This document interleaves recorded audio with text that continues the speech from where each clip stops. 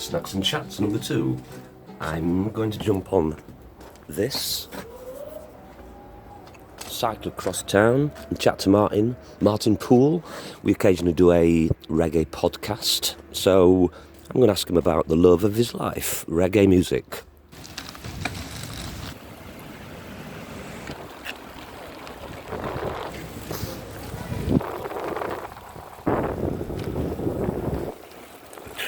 Morning.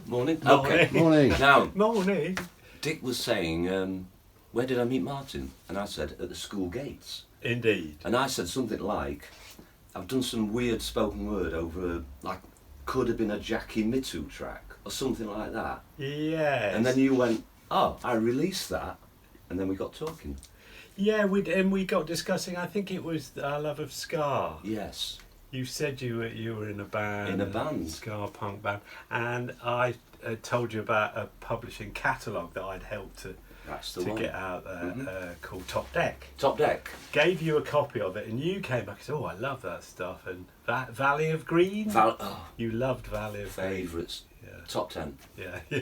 There we go then. So we met then. Yeah. And then we've continued doing this reggae podcast. Well, you gave me, how that got going is because you gave me a cassette of your doing some poetry. Yes. And I thought, hello, this bloke's interesting. It reminded me of sort of John Betjeman on acid. But yeah, it was crazy, but really good. Mm-hmm. I thought I was really impressed with it. And it suddenly struck me I just thought get together and talk, really. And then we started to say, well, we could play a bit of music. And then it was reggae, which I love, which is what we've ended up doing. And that was my question as I left my house this morning. How did you stumble upon reggae? Well, that is quite a long story if you want to hear the whole thing. I won't make it too convoluted.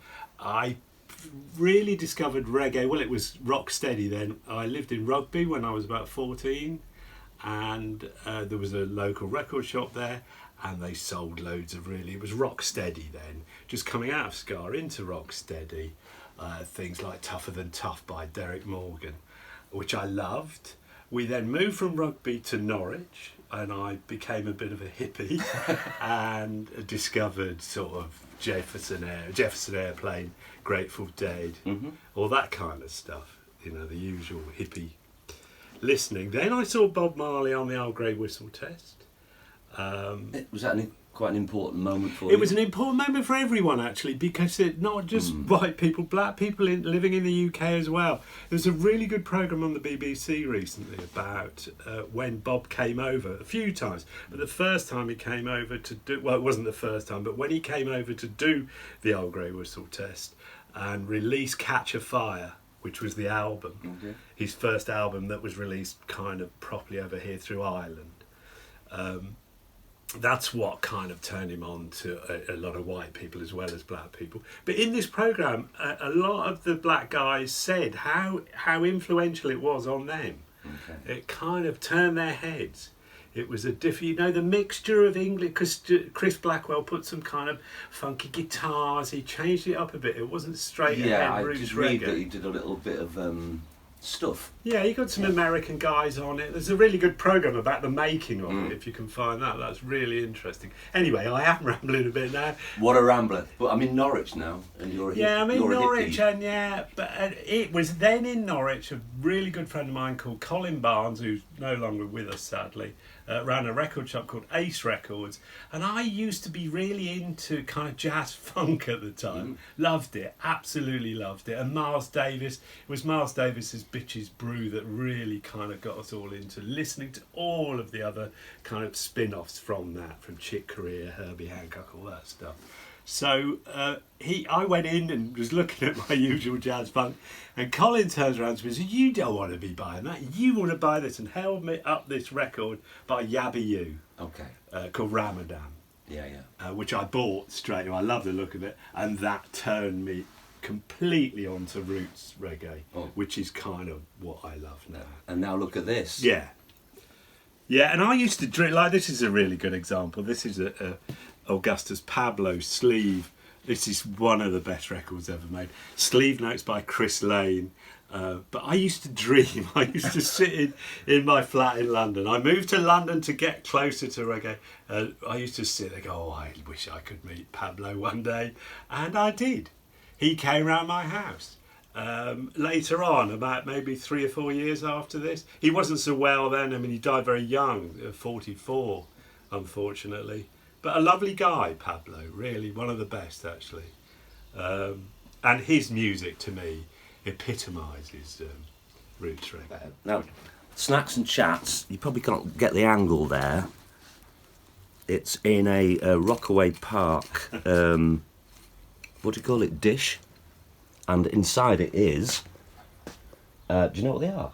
They're Spanish, they're That's corn, it. isn't it? Is it No. corn? No, butter beans. Yeah, broad beans. Broad beans. Broad beans. Okay. Did you check the emphasis when we went broad beans? Broad beans. Bit dry. I'm all right, yeah, I'm all right. Okay. They're quite crunchy, aren't they? Yeah. Leading from broad beans, we're now back in London. Okay. I mean, you told me you had a great fun going to a lot of record shops. Yeah, lots of. I was really lucky to move to West London when I moved to London. Mm-hmm. The first shop I ever went into was called Morwell's, which we've discussed before, run by a guy called John Bull, who became a pretty good friend. Lovely guy, John. And that's where I first started hearing proper roots reggae. And just round the corner from where I lived was Peckins, which is a famous Peckins. Yeah. Yeah, Mr. Peckin. Okay. It's still there on Askew Road in Shepherd's Bush, and it's a Studio One shop, and it was full of Studio One music. So it's kind of a gift, really, that I moved there. It was a gift. It really was, because I was blissfully unaware of any of this music. I mean, I got into reggae music, like I said, but 76, 77, so I'd missed at least 10 years. Mm-hmm. I mean, all the people who were really into it, the Chris Lanes and Steve Barrows, they're so knowledgeable about reggae from the beginnings. Whereas I came to it kind of back halfway through, really. Well, what about me? Yeah, well, that's right. Everyone's got a different place. There's no wrong time to get into it. And I have learned so much about, they've taught me so much about it and played me so much. So kind of where a lot of the tunes from the 70s, like the Joe Gibbs stuff, all came from Studio One. Okay. All the rhythms were from Studio One. So, yeah, it's sort of got an amazing history, reggae, and you never can learn enough. You can never stop learning. And there's lots of different avenues to talk about. This could be a couple of months, because there's a lot of stuff. Yeah. But, I mean, I just picked one. Steady on, Jasper. I mean, I just saw a phrase in a book that you might lend me. I read that the drum was banned among Jamaica's slaves for decades. Yes, absolutely, yeah. And singing. They weren't allowed to sing. I mean, this is serious, isn't it? Yeah. They banned the music, well, they did it because it kind of kept them together. It kept them in touch with their African roots. And, sorry to put in, but also the drum, you could do codified messages. Indeed you could, yes. In fact, that's what they were originally. That's quite subversive. Yeah, there was a really good programme as well. I got to get this one in that I heard at the weekend on Radio 3 with Andy Kershaw. Mm-hmm. And he's dug out these old tapes he did on his Sony Walkman. And there were two shows, but one of them was with the Jolly Brothers in Jamaica, in this hotel in Port Antonio.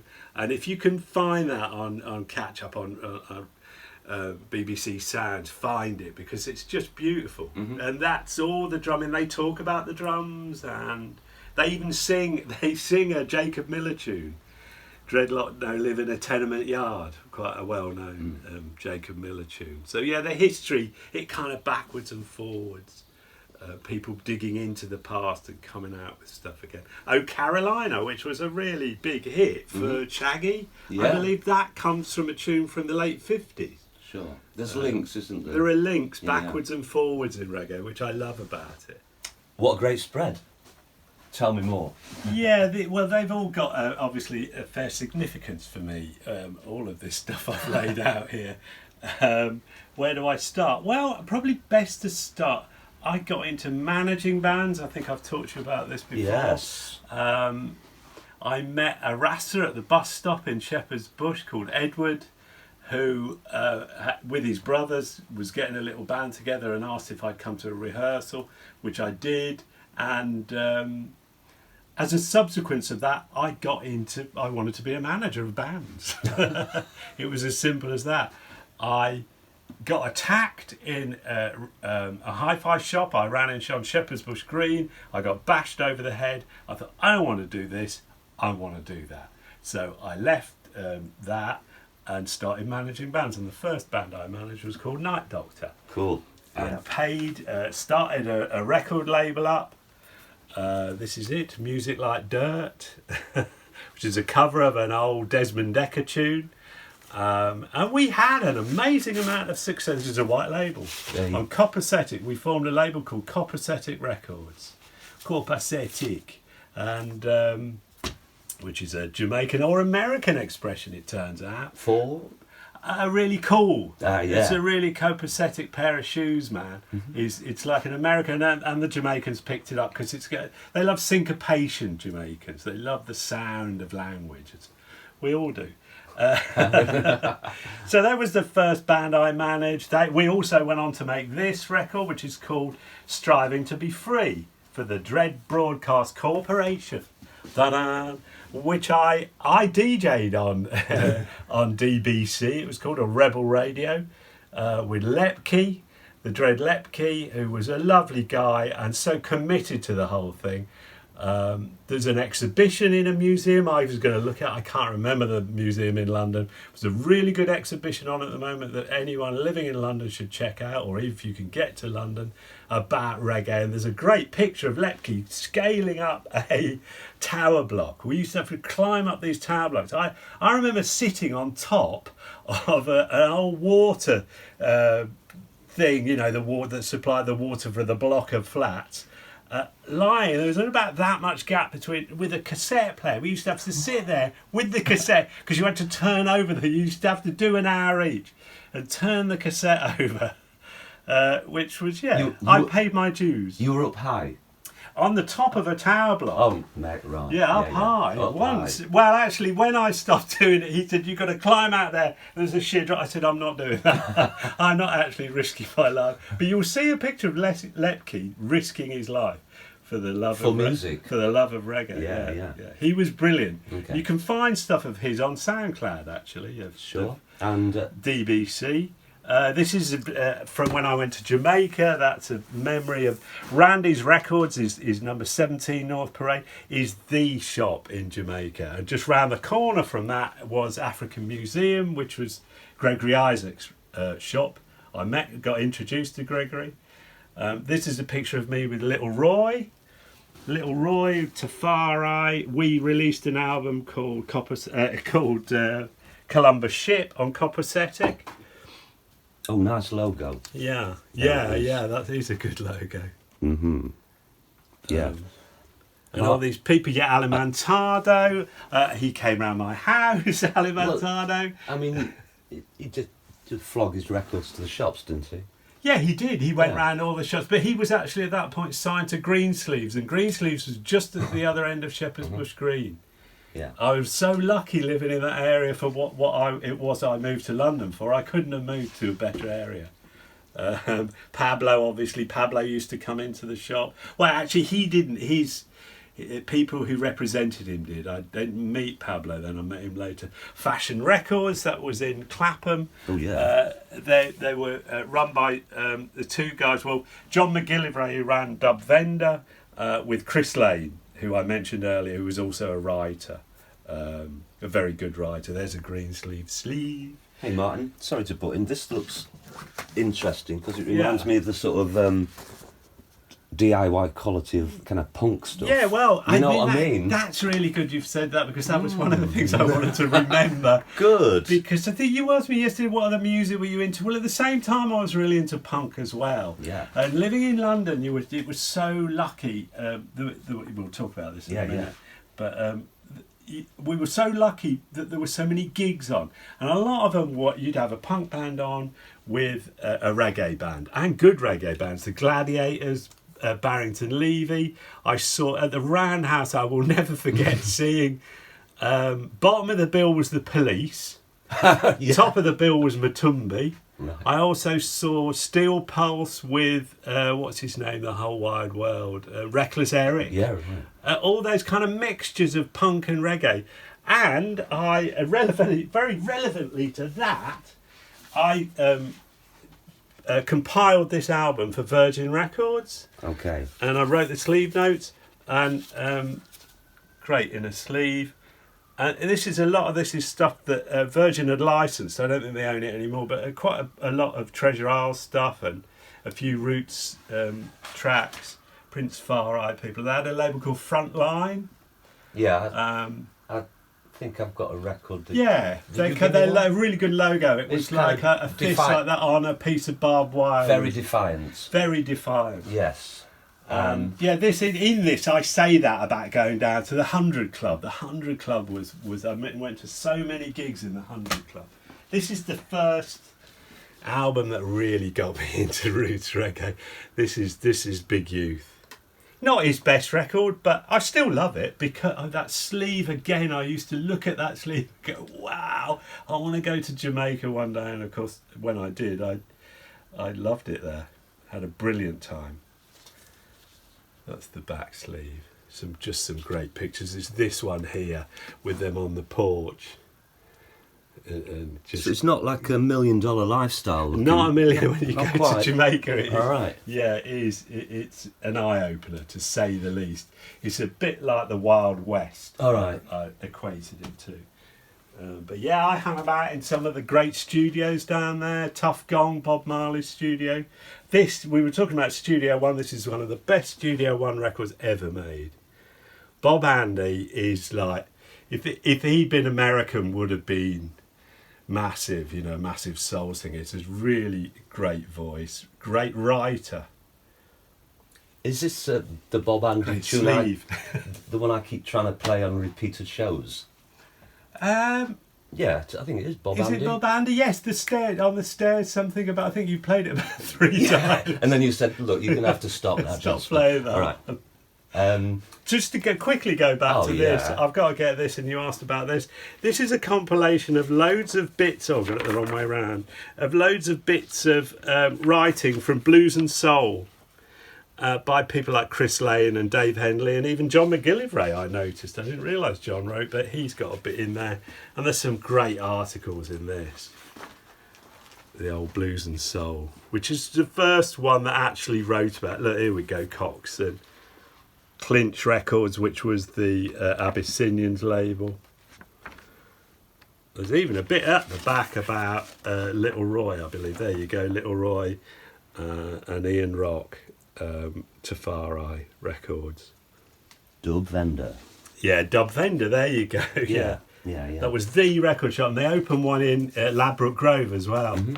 West London, Yeah. and I used to spend so much time in Dub Vendor. It's an advert for West London. Yeah, really, yes. Well, West London well- is my favourite part of London, I've got to say. It's the most relaxed part of London. Yeah. The most integrated. Sure. Yeah. I think that's kind of done the table. Small acts. What? Oh, yes, finally, yes. Move on This is a cassette that this writing is by Mike Williams, Mike the Bike, who a great bloke who really was the driving force behind DBC Rebel Radio. He helped Lepke kind of put the masts up right from the beginning, and he's still there, still pushing it to this day. Mike, I salute you, man. And this is a compilation of all Studio One dubs, because cassettes was where it was at in those days. We released a Night Doctor live cassette, which I couldn't find a copy of, but this is loads of Studio One albums given to me by a guy called Jeff, who ran a company called Fuck Off Records, right? Which was, I don't know if we're allowed to say, well, it was, so I can't get around saying it, which was above Better Badges, who made all of these badges. These are all few badges I've kept from the time. Better Badges were made all of the punk and all the little pin badges. We're all linked then. Yeah, we are all linked. We're all linked. Yes, absolutely. Yeah. I kind of think that I've rabbited on. There's a couple of really good books that are worth finding, but there are so many good books about reggae. This is really good, this cover alone. I could find loads of pictures in it, but we haven't really got time. That is Dennis Bovell. This is Matumbi.